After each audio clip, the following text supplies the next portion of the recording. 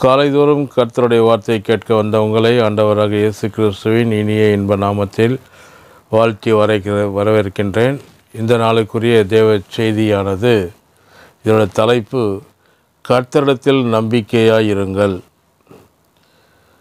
சங்கீதம் 4வது சங்கீதம் 5வது வசனம்.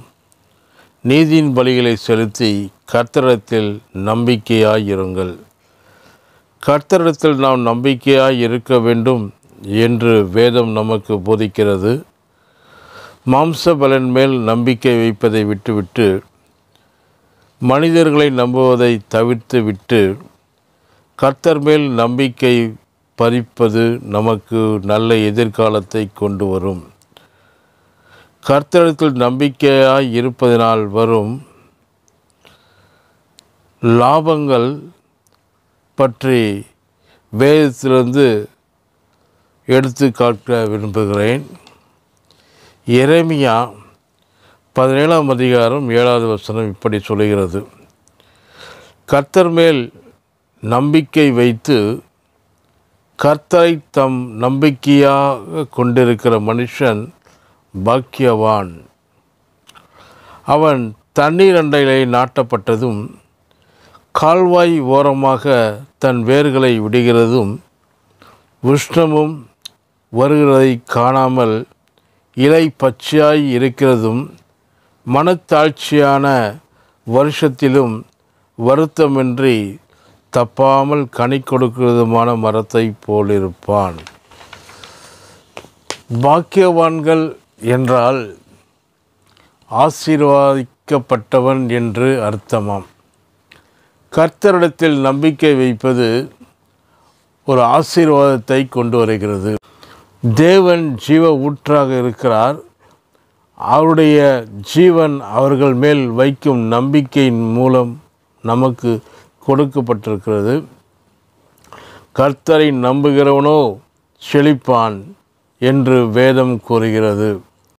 கர்த்தரிடத்தில் நம்பிக்கை வைப்பதினால் நாம் தான் பயனடைகின்றோம்.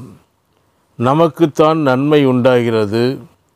செழிப்பை கண்டடையவே நாம் தேவன் மேல் நம்பிக்கை வைக்கின்றோம்.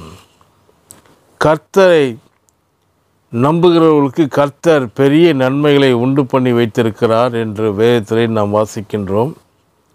சங்கீதம் 31:9ஆம் வசனம். உமக்கு பயந்தவர்களுக்கும் மனுபுத்திரருக்கு முன்பாக உம்மை நம்புகிறவர்களுக்கும் நீர் உண்டு பண்ணி வைத்திருக்கிற உம்முடைய நன்மை எவ்வளவு பெரியதாய் இருக்கிறது. மனுபுத்திரருக்கு முன்பாக உம்மை நம்புகிறவர்களுக்கு என்ற குறிப்பை கவனியுங்கள். அநேகர் இரகசியமாய் கர்த்தரிடத்தில் நம்பிக்கை வைத்திருக்கிறார்கள். அவர்கள் கர்த்தரிடத்தில் வைத்திருக்கிற நம்பிக்கை மற்ற மனிதர்களுக்கு தெரியாது என்று நினைக்கிறார்கள். மனைவி கணவனுக்கு தெரியக்கூடாது என்று யோசிக்கின்றார்.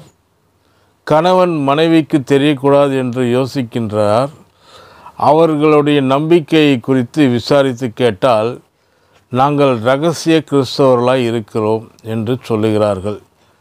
நண்பர்களே, இரகசிய கிறிஸ்தவம் என்று ஒன்றும் இல்லவே இல்லை. இயேசு நமக்காக சிலுவையிலே இரகசியமாய் தொங்கவில்லை. அவர் வெளியரங்கமாய் எல்லோரும் பார்க்கக்கூடிய ரீதியிலே தொங்கினார். அந்த புண்ணியத்தினாலே தான் நம்முடைய பாவங்கள் மன்னிக்கப்பட்டிருக்கிறது. நோய்களில் இருந்து நாம் சுகமடைகிறோம்.